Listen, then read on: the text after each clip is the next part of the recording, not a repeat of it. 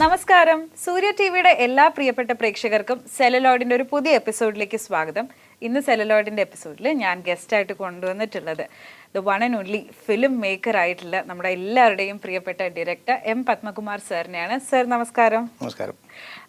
ഇപ്പം സാറിന് actually interview എടുക്കാനായിട്ട് ഞാൻ വളരെയധികം ലുക്കപ്പ് ഓൺ ടു ചെയ്തിരിക്കുന്ന ഒരു സമയമാണ്. കാരണം ഇപ്പോൾ വടക്കൻ വീരഗാഥ റീ റിലീസ് ആകാൻ പോവുകയാണ്. അപ്പോൾ സാറിന്റെ ഒരു തുടക്കം എന്നൊക്കെ പറയുന്നത് അതിൽ അസിസ്റ്റന്റ് ഡയറക്ടർ ആയിട്ടാണ് ഹരിഹരൻ സാറിനോടൊപ്പം സാറ് തുടങ്ങിയത്. അപ്പം ആ ഒരു മെമ്മറിയിൽ നിന്ന് അവിടുന്ന് നമുക്ക് ഇന്റർവ്യൂ സ്റ്റാർട്ട് ചെയ്യാമെന്ന് തോന്നുന്നു. വടക്കൻ വീരഗാഥ ഞാൻ വർക്ക് ചെയ്യുന്ന രണ്ടാമത്തെ സിനിമയാണ്. ആദ്യത്തെ സിനിമ ആരണ്യകമായിരുന്നു.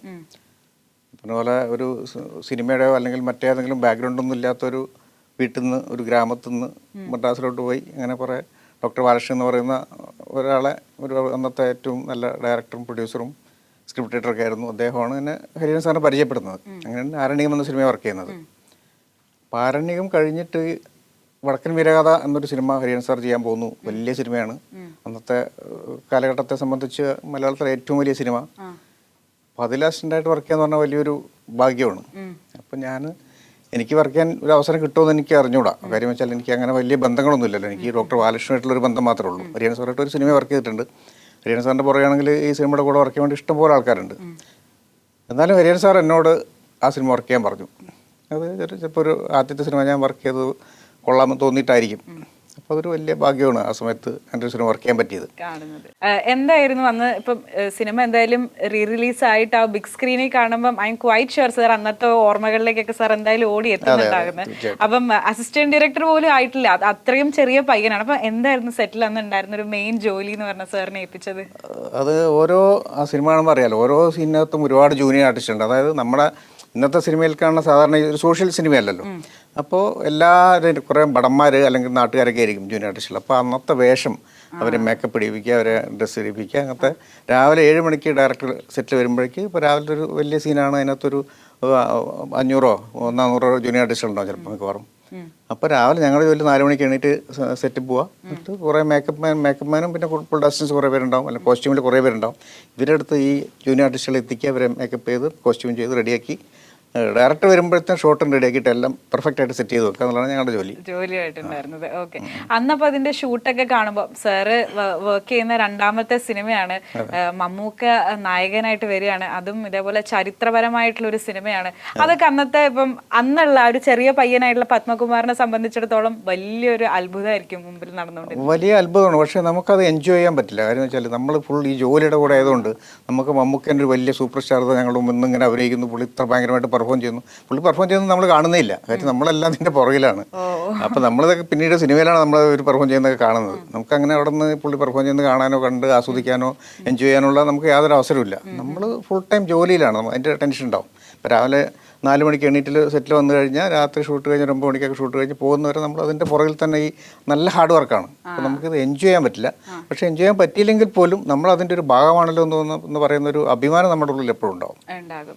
സാറിൻ്റെ ഒരു ഫിൽമോഗ്രഫി എടുത്ത് നോക്കിക്കഴിഞ്ഞാൽ സാറിൻ്റെ ഫൗണ്ടേഷൻ ഭയങ്കര ഫേമാണ്. കാരണം ഒരു ഇൻഡിപെൻഡൻറ്റ് ഡയറക്ടർ ആകുന്നതിന് മുമ്പ് സാർ വർഷങ്ങളോളം അസിസ്റ്റന്റ് ഡയറക്ടറായിട്ടും അസോസിയേറ്റ് ഡയറക്ടറായിട്ടും ഒരുപാട് വെറ്ററൻ ഡയറക്ടേഴ്സിനൊപ്പം വർക്ക് ചെയ്യാനുള്ള ഒരു ഭാഗ്യം ഉണ്ടായിട്ടുണ്ട്. IV. Sasi sir, Hariharan sir, Ranjith sir, Shaji Kailas sir, അങ്ങനെ ഒരുപാട് ഡയറക്ടേഴ്സിൻ്റെ ഒപ്പം ആ ഒരു ഫൗണ്ടേഷൻ അവിടെ നിന്ന് ബേസ് ആക്കി സ്ട്രോങ് ആക്കിയ പോലെ ഒരു ഫീലിംഗ് ഉണ്ടല്ലേ? അതെ, തീർച്ചയായിട്ടും ഉണ്ട്. അതൊരു വലിയ ഭാഗ്യമാണ്. എനിക്കൊന്നും അധികം പേർക്ക് കിട്ടാത്തൊരു വലിയ ഭാഗ്യമാണ്.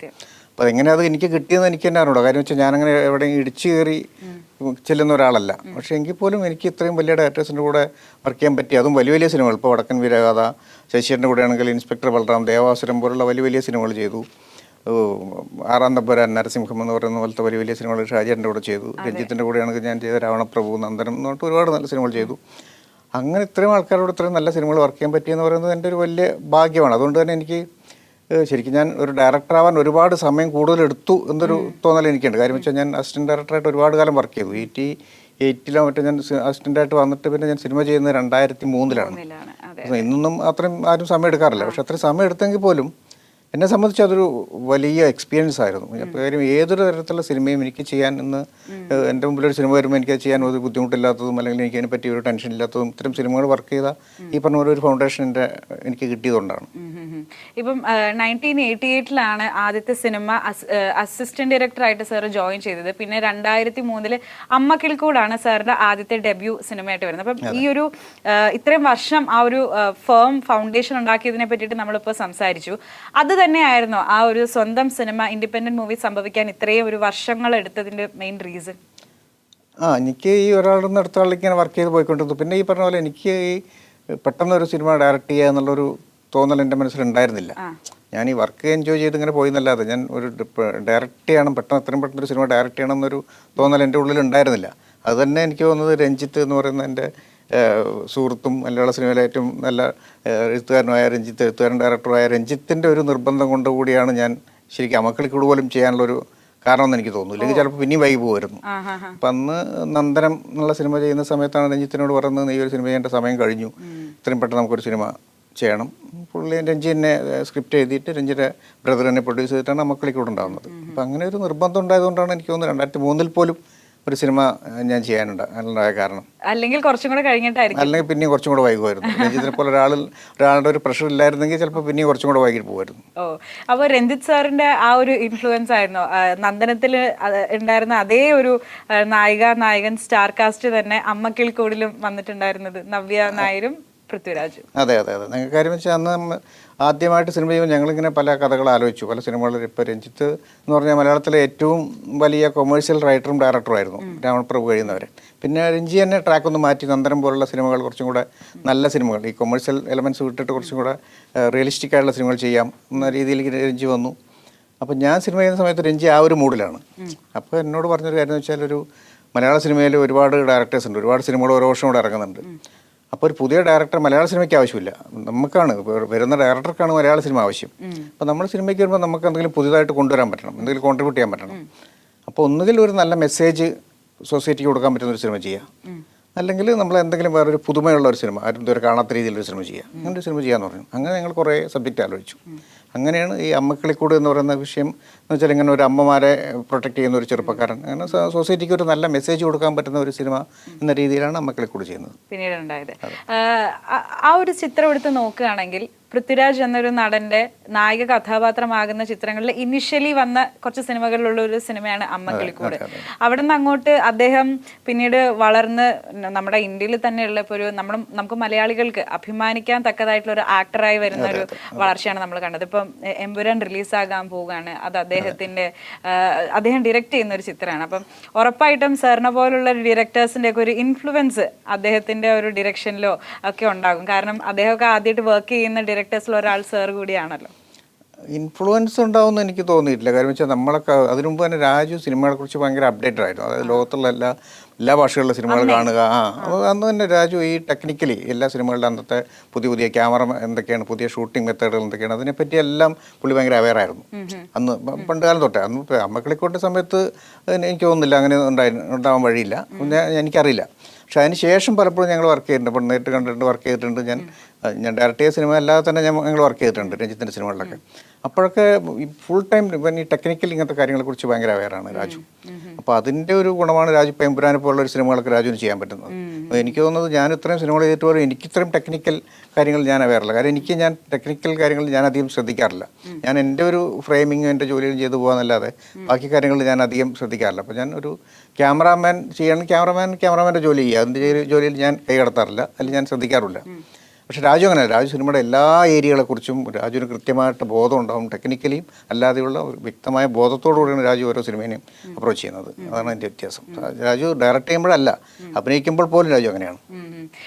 പൃഥ്വിരാജ് എന്ന ഒരു നടന്റെ കരിയറിൽ അദ്ദേഹം ഒരുപാട് വേഷങ്ങൾ ചെയ്തിട്ടുണ്ടെങ്കിൽ one of my personal favourite ആണ് വാസ്തവം എന്ന് പറയുന്ന ആ ഒരു ചിത്രം.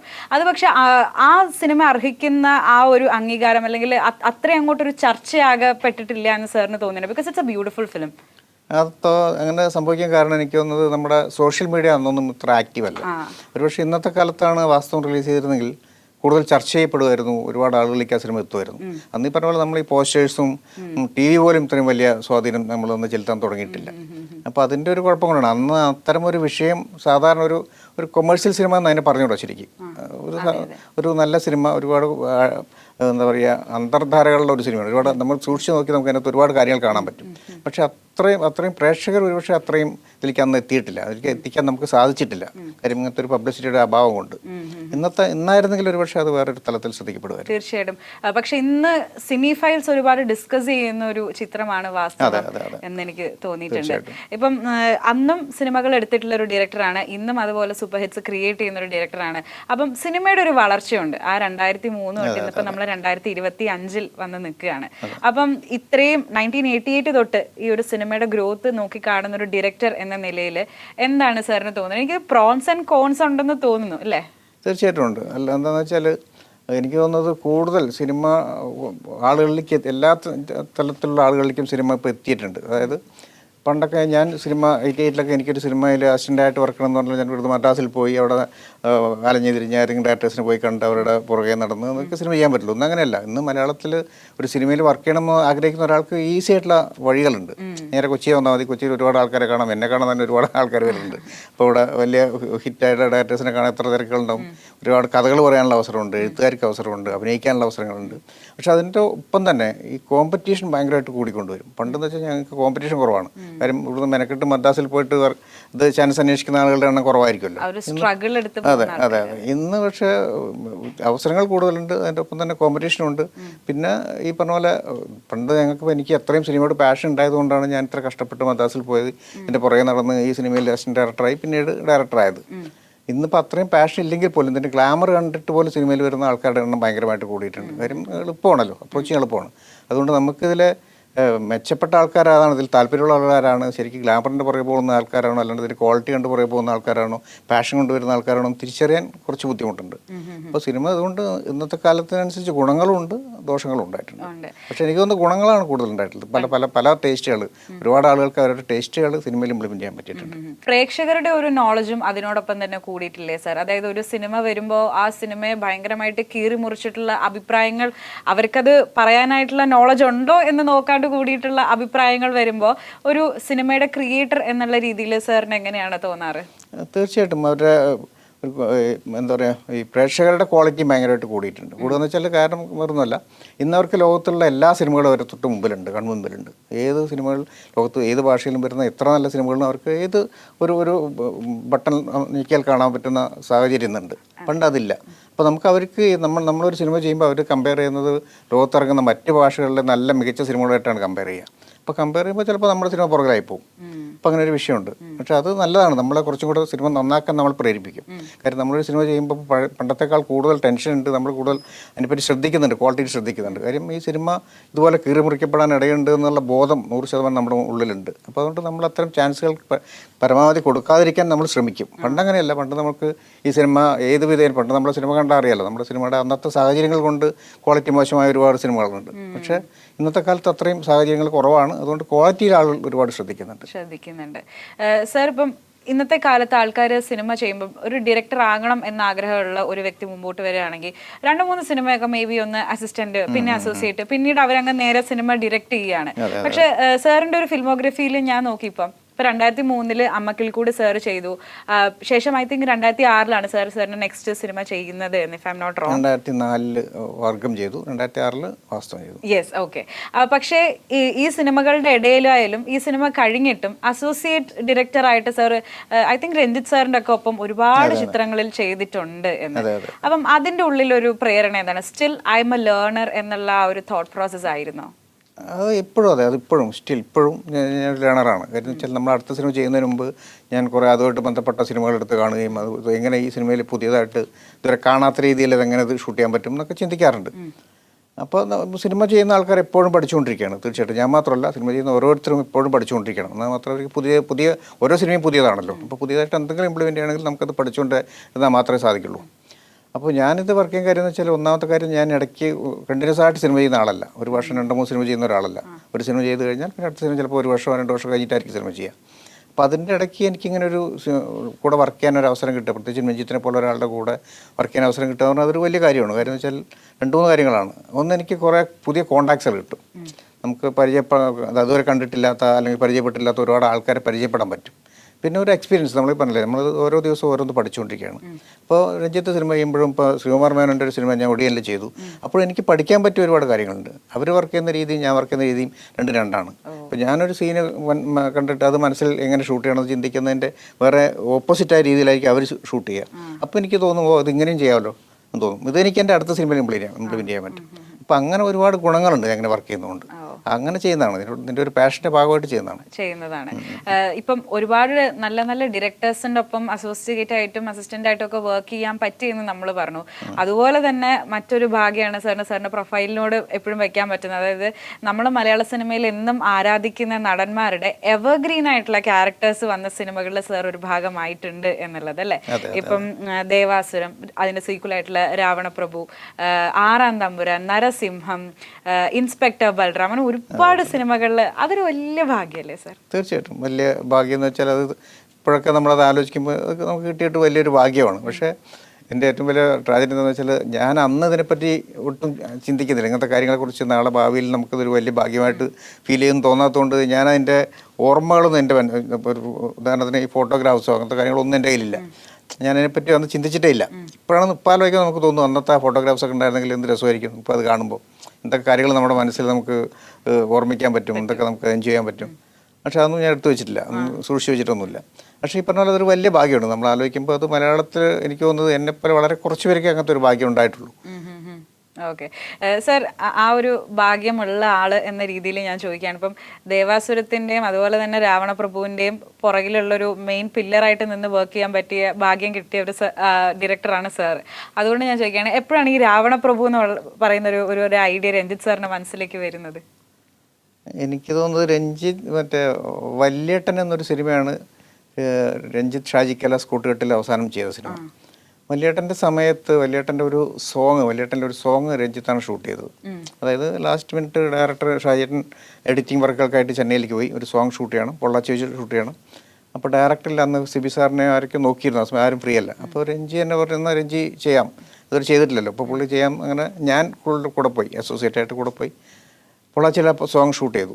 സോങ് ഷൂട്ട് ചെയ്തിട്ട് അതിൻ്റെ സ്റ്റിൽസൊക്കെ എടുത്തിട്ട് രാത്രി ഞങ്ങളിങ്ങനെ ഇരുന്ന് നിൽക്കുമ്പോൾ ആ സ്റ്റില്ലെല്ലാം കാണുമ്പോൾ അപ്പോഴാണ് എനിക്ക് തോന്നുന്നത്, എൻ്റെ ഓർമ്മ ശരിയാണെങ്കിൽ, അപ്പോൾ രഞ്ജി എന്നോട് ചോദിച്ചു, ഇത് കൊള്ളാമല്ലോ, അത് നമുക്ക് ഞാനൊരു സിനിമ ഡയറക്റ്റ് ചെയ്താലോ എന്ന് ചോദിച്ചു. ഞാൻ പറഞ്ഞു തീർച്ചയായിട്ടും ചെയ്യാം. അപ്പോൾ എൻ്റെ ചോദിച്ചു, നീ എൻ്റെ കൂടെ ഉണ്ടാവില്ലേ എന്ന് ചോദിച്ചു. ഉണ്ടാവും, ഞാൻ തീർച്ചയായിട്ടും ഞാൻ ഉണ്ടാവുന്നുണ്ട്. അന്ന് എനിക്ക് തോന്നുന്നു അപ്പോഴാണ് ഈ ആദ്യമായിട്ട് ആ സോങ് ഷൂട്ട് ചെയ്തപ്പോഴാണ് രഞ്ജിക്ക് ഞാനൊരു സിനിമ ഡയറക്റ്റ് ചെയ്താൽ എങ്ങനെ ഇരിക്കുമെന്നൊരു തോന്നൽ ആദ്യമായിട്ടുണ്ടായെന്ന് എനിക്ക് തോന്നുന്നു. അത് കഴിഞ്ഞിട്ട് ഞങ്ങൾ അവിടുന്ന് ആ സോങ് ഷൂട്ട് ചെയ്തു, അത് നന്നായിട്ട് തന്നെ ഷൂട്ട് ചെയ്തു, അത് പിരിഞ്ഞു, പടം റിലീസായി. അത് കഴിഞ്ഞിട്ട് ഞാൻ ഷാജിയേട്ടൻ്റെ തന്നെ തമിഴ് സിനിമയുണ്ട് വാഞ്ചിനാഥൻ എന്ന് പറഞ്ഞിട്ട് വിജയകാന്തൊക്കെ അഭിനയിച്ചു. അതിൻ്റെ ഷൂട്ടിന് വേണ്ടിയിട്ട് ചെന്നൈക്ക് പോയി. ഞാനൊരു ഷൂട്ടിൻ്റെ ഇടയ്ക്ക് നിൽക്കുമ്പോൾ അപ്പോൾ അതിൻ്റെ ഇടയ്ക്ക് ഞാൻ രഞ്ജിയായിട്ട് കമ്മ്യൂണിക്കേഷൻ ഉണ്ടായിരുന്നില്ല, അന്ന് ഈ മൊബൈൽ സംവിധാനങ്ങളൊന്നും ഇല്ലല്ലോ. അപ്പോൾ ആ ഷൂട്ടിൻ്റെ ഇടയ്ക്ക് ഒരു ദിവസം ഇങ്ങനെ ഷാജിയേട്ടനാണ് എന്നോട് പറയുന്നത്, ഇങ്ങനെ പപ്പനറിഞ്ഞു രഞ്ജി ഒരു പടം ഡയറക്റ്റ് ചെയ്യാൻ പോകുന്നു ലാലിനെ വെച്ചിട്ട് എന്ന് പറഞ്ഞു. അങ്ങനെയാണ് ഡയറക്റ്റ് ചെയ്യാൻ പോകുന്ന കാര്യം ഞാൻ അറിയുന്നത്. പിന്നെ പഞ്ചായത്തിൻ്റെ ഷൂട്ട് കഴിഞ്ഞിട്ടാണ് ഞാൻ അതിലോട്ട് ജോയിൻ ചെയ്യുന്നത്. അങ്ങനെയാണ് രാവണപ്രഭു ഒരു ബ്രഹ്മാണ്ഡ ഹിറ്റ് സംഭവിക്കുന്നത്. സർ, എൻ്റെ അച്ഛനും അമ്മയൊക്കെ പറഞ്ഞ് ഞാൻ കേട്ടിട്ടുണ്ട്, പണ്ട് ഒരു സിനിമ ഇറങ്ങിക്കഴിഞ്ഞാൽ അത് 100 ദിവസമൊക്കെ തിയേറ്ററിൽ ഓടുന്ന ഒരു കാലം ഉണ്ടായിരുന്നു. ഇന്നൊരു സിനിമ ഇറങ്ങി പെട്ടെന്ന് തന്നെ അത് OTT-യിൽ വരികയാണ്. ആ തിയേറ്ററിൽ ഇരുന്നത് കാണുന്ന ഒരു സുഖം, അത് ഇത്രയും ആഴ്ചകൾ അത് പോകുമ്പോൾ അതിൻ്റെ പോസ്റ്റർ വരുമ്പോൾ അത് കാണുന്ന സാധാരണക്കാരായിട്ടുള്ള ഒരു ഓഡിയൻസ് എന്നുള്ള രീതിയിൽ അവരുടെ സന്തോഷം ഒന്ന് വേറെ ആയിരുന്നു. അപ്പം എനിക്ക് തോന്നി, ശരിയാ, ഞങ്ങളുടെ ജനറേഷൻ അത് വളരെയധികം മിസ് ചെയ്യുന്നുണ്ടെന്ന്. അപ്പം ഈ രണ്ട് ജനറേഷനിൽ സിനിമയിൽ ഇത്ര അപ്ഡേറ്റഡ് ആയിട്ട് നിൽക്കുന്ന ഒരാൾ എന്ന രീതിയിൽ സാറിൻ്റെ ഒരു ഫീലിംഗ് എന്താണ്? ഞാൻ ഡയറക്ടറായിട്ടല്ല, അസിസ്റ്റന്റ് ഡയറക്ടറായിട്ട് 100 ദിവസം ഓടിയ സിനിമകളുടെ ഷീൽഡ് എൻ്റെ വീട്ടിലുണ്ട്. ഇൻസ്പെക്ടർ ബലറാമൻ്റെ ഉണ്ട്, ദേവാസുരം ഉണ്ട്, അതൊക്കെ എൻ്റെ കയ്യിലുണ്ട്. അത് വളരെ സന്തോഷമുള്ള കാര്യമാണ്, ഭയങ്കര സന്തോഷമുള്ള കാര്യമാണ് 100 ദിവസം ഓടുന്നത്. പക്ഷെ ഇന്നത്തെ കാലത്ത് നമുക്കത് ചിന്തിക്കാൻ പറ്റില്ല. കാര്യം വെച്ചാൽ അന്നൊക്കെ റിലീസ് ചെയ്യുന്നത് 30-40 തിയേറ്ററുകളിലാണ് സിനിമ റിലീസ് ചെയ്യുക. അപ്പോൾ ആ സിനിമ അവിടെ തന്നെ അങ്ങനെ ഇട്ട് കളിച്ചുകൊണ്ടിരിക്കും. ഇപ്പം നമ്മുടെ നാട്ടിൻപുറത്തുള്ള ആളുകൾക്ക് പോലും സിനിമ കാണണമെങ്കിൽ ടൗണിൽ വന്നേ പറ്റുള്ളൂ. അപ്പോൾ അതിങ്ങനെ ഒരു സിനിമ 50-100 ദിവസം വലിയ നല്ല സിനിമയാണെങ്കിൽ ഓടിക്കൊണ്ടിരിക്കുന്നതിൽ വലിയ അതിശയമില്ല. ഇന്നങ്ങനെയല്ല, ഇന്നിപ്പോൾ നമ്മളെല്ലാം വൈഡ് റിലീസാണ്. ഏത് നാട്ടിൻപുറത്തും റിലീസ് സിനിമ നമുക്ക് കാണാൻ പറ്റും. അപ്പോൾ അതുകൊണ്ട് ഒറ്റയടിക്ക് തന്നെ ഒരു 2 ആഴ്ച കൊണ്ട് ആൾക്കാരെല്ലാം സിനിമ കണ്ടു കഴിയും. അപ്പോൾ പിന്നെ അതിൽ കൂടുതൽ റിപ്പീറ്റ് വാല്യൂ ഉള്ള സിനിമകൾ മാത്രമേ ഈ കൂടുതൽ ദിവസങ്ങൾ ഓടാറുള്ളൂ. അല്ലാതെ സിനിമകൾ 2 ആഴ്ച കൊണ്ട് ആൾമോസ്റ്റ് കേരളത്തിലെ സിനിമ കാണാൻ താല്പര്യമുള്ള എല്ലാ ആൾക്കാരും 2 ആഴ്ച കൊണ്ട് കണ്ടു കഴിയും. അപ്പോൾ അതുകൊണ്ടാണ് പിന്നെ ഈ 100 ദിവസമൊന്നും ഇന്നത്തെ കാലത്ത് സംഭവിക്കാത്തത്. പക്ഷേ ഇന്നത്തെ കാലത്ത് 25-ാം ദിവസം ആഘോഷിച്ചു എന്ന് പറഞ്ഞാൽ തന്നെ പണ്ട് 100-ാം ദിവസം ആഘോഷിച്ച ഒരു എഫക്റ്റാണ്. ഇന്നിപ്പോൾ ഇത്രയും ദിവസം എന്നല്ല പറയുന്നത്, 25 crore 50 crores 100 crores എന്നാണ് ഇപ്പോൾ അങ്ങനെ പറയുന്നത്. ഇപ്പോൾ ദിവസങ്ങളല്ല പറയുന്നത്, ഇപ്പോൾ കളക്ഷൻ്റെ കണക്കാണ് ഇന്നത്തെ കാലത്ത് ഏറ്റവും വലിയ കാര്യമായിട്ട് പറയുന്നത്. അപ്പാർട്ട് ഫ്രം സിനിമാസ് എന്തൊക്കെയാണ് സാറിൻ്റെ മറ്റൊരു ഇൻട്രസ്റ്റ് അല്ലെങ്കിൽ ഹോബീസ്?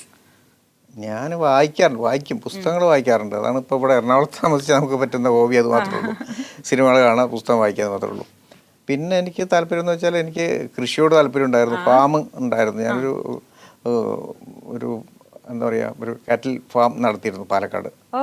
അത് കുറച്ച് കാലം ഉണ്ടായിരുന്നു. അത് കോവിഡിൻ്റെ മുമ്പാണ്. പിന്നെ അത് ആ സമയത്ത് നമുക്ക് ശ്രദ്ധിക്കാൻ പറ്റാത്തതുകൊണ്ട് അതിൻ്റെ എന്ന് വെച്ചാൽ നമ്മൾ ഫുൾ ടൈം 100% നമ്മൾ അതിൻ്റെ കൂടെ നിന്നാലേ അത് നമുക്ക് നന്നായിട്ട് നടത്തിക്കൊണ്ട് പോകാൻ പറ്റുള്ളൂ. അപ്പോൾ അത് പിന്നെ കുറച്ച് കാലം അങ്ങനെ കൊണ്ടുപോയി. അതെനിക്ക് വളരെ ഇഷ്ടമുള്ളൊരു കാര്യമായിരുന്നു. നമ്മളവിടെ പോയി ഇവരുടെ കൂടെ കുറച്ച് സമയം ചിലവഴിക്കുമ്പോൾ നമ്മുടെ മനസ്സിലെ ടെൻഷനൊക്കെ മാറിപ്പോകും, നമ്മൾ ഭയങ്കര ഫ്രീ ആവും, മെൻ്റലി ഫ്രീ ആവും. രസമുള്ളൊരു എക്സ്പീരിയൻസ് ആയിരുന്നു. പക്ഷേ അത് കണ്ടിന്യൂ ചെയ്യാൻ പറ്റില്ല.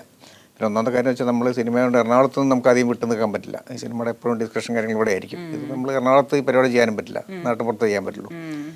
അങ്ങനെ ഒരു താല്പര്യം ഉണ്ടായിരുന്നു. പിന്നെ കൃഷിയോട് എനിക്ക് ഭയങ്കര താല്പര്യം ഉണ്ടായിരുന്നു. പണ്ട് ഞാൻ മദ്രാസിലേക്ക് പോകുന്നതിന് മുമ്പ്, സിനിമയിൽ ജോയിൻ ചെയ്യാൻ പോകുന്നതിന് മുമ്പ് നാട്ടിലെ കൃഷിയായിട്ട് ഞാൻ വളരെ ആക്റ്റീവായിരുന്നു. നാട്ടിൻപുറത്ത് നമ്മൾ പച്ചക്കറി കൃഷി, നെൽകൃഷി ഉണ്ടായിരുന്നു. അങ്ങനെ പരിപാടിയായിട്ടൊക്കെ ഉണ്ടായിരുന്നു. പക്ഷെ പിന്നെ സിനിമയിലേക്ക് ജോയിൻ ചെയ്ത ശേഷം അതൊന്നും ഫോളോ ചെയ്യാൻ പറ്റിയിട്ടില്ല. ആ പാലക്കാട്ടിൽ നിന്ന് വന്ന ഒരു നാട്ടുമ്പുറത്തുകാരന്റെ മനസ്സ് ഇപ്പോഴും എനിക്ക് ആഗ്രഹമുണ്ട് പാലക്കാട് ഒരു നാട്ടിൻപുറത്തൊരു നെൽപ്പാടങ്ങളിലൊക്കെ നടുവിൽ ഒരു ചെറിയ സ്ഥലം വാങ്ങിച്ച് അവിടെ ഒരു വീട് വെച്ച് അവിടെ താമസിക്കണം എന്നൊക്കെയാണ് ആഗ്രഹം. പക്ഷെ അത് നടക്കുമെന്നറിയില്ല. ലോങ് റണ്ണിൽ നടക്കട്ടെ ആശംസിക്കുന്നു. ഈ കൃഷി കൂടാതെ, വായന ഒന്നും കൂടാതെ സാറിന്റെ മറ്റൊരു സ്വഭാവത്തെ പറ്റിയിട്ട് ഞാൻ കേട്ടിട്ടുണ്ട്. സാർ ഗാന്ധിയ മാർഗം ഫോളോ ചെയ്യുന്ന ഒരു വ്യക്തിയാണ് എന്ന്. അതൊരു സത്യത്തിലുള്ളൊരു ട്രൂ ന്യൂസ് ആണോ? അല്ലല്ല, അങ്ങനെ ഫോളോ ചെയ്യാറൊന്നുമില്ല. ഇല്ലല്ല, ഞാനീ പറഞ്ഞ പോലെ അഹിംസയിൽ വിശ്വസിക്കുന്ന ഒരാളാണ്, അത്രേ ഉള്ളൂ. ഹിംസയിൽ വിശ്വസിക്കുന്നില്ല. സിനിമയിൽ അതൊക്കെ ഉണ്ടാവും, വയലൻസ് ഒക്കെ സിനിമയിലുണ്ടാവും. പക്ഷെ അല്ലാതെ റിയൽ ലൈഫിൽ അങ്ങനെ ഹിംസയിൽ വിശ്വസിക്കുന്ന ഒരാളല്ല. ഞാൻ ഒരാളെയും ഹർട്ട് ചെയ്യരുതെന്ന് പർപ്പസായിട്ട് മനഃപൂർവ്വം ഒരാളെ ഹർട്ട് ചെയ്യരുതെന്ന് വിചാരിക്കുന്ന ഒരാളാണ്. അത്രയൊക്കെ ഉള്ളൂ ഗാന്ധിജിയായിട്ടുള്ള ബന്ധം. ഇനിയിപ്പോ സൂൺ ഓൺ ആകാൻ പോകുന്ന പ്രോജക്റ്റ് ഏതാണ് സാർ? അടുത്ത് റോഷൻ മാത്യു നായകനായിട്ട് അഭിനയിക്കുന്ന ഒരു സിനിമയാണ്. അത് 2017 കണ്ണൂരിൽ നടന്ന ഒരു റിയൽ ഇൻസിഡൻറ്റിനെ ബേസ് ചെയ്തിട്ടുള്ള ഒരു കഥയാണ്. അപ്പോൾ അത് എൻ്റെ പ്രീ പ്രൊഡക്ഷൻ വർക്കുകൾ നടക്കുന്നു. ഫെബ്രുവരി അവസാനം ഷൂട്ട് തുടങ്ങാമെന്ന് വിചാരിക്കുന്നു. അത് കർണാടകയിലും കണ്ണൂരും ബോംബെയിലുമായിട്ടാണ് ഷൂട്ട് ചെയ്യുന്നത്. ഈ സ്ഥലങ്ങളും അതുപോലെ തന്നെ റിയൽ ഇൻസിഡൻറ്റും ആണ് എന്നൊക്കെ കേട്ടത് കൊണ്ട് നമ്മൾ ചോദിക്കുകയാണ്, എന്താണ് സിനിമയുടെ ഒരു ജോണർ? അത് ഒരു മർഡർ ഇൻവെസ്റ്റിഗേഷൻ എന്ന് വേണമെങ്കിൽ പറയാം. പക്ഷേ അതുമല്ല, അതിനേക്കാൾ കൂടുതലായിട്ട് ഒരു 2 കുട്ടികളുടെ മിസ്സിങ്ങും അതിൻ്റെ പുറകെയുള്ള ഒരു അന്വേഷണമാണ്. ചെറിയ കുഞ്ഞുങ്ങളുടെ മിസ്സിങ് ഉണ്ടാവും. അതും അതിൻ്റെ പുറകെയുള്ള ഒരു അന്വേഷണമാണ് ഇതിൻ്റെ ഒരു എമോഷണൽ സൈഡ് എന്ന് പറയുന്നത്. മറ്റേതൊരു ഇൻവെസ്റ്റിഗേഷൻ, മർഡർ ഇൻവെസ്റ്റിഗേഷനാണ്, ത്രില്ലറാണ്. ഓൾറൈറ്റ്. അപ്പം എന്തായാലും സാർ അങ്ങനത്തെ സിനിമകൾ ചെയ്യുമ്പോൾ അത് കാണാനായിട്ട് ഭയങ്കര എക്സൈറ്റ്മെന്റ് ആണ് സ്ക്രീനിൽ നമുക്ക് തരുന്നത്.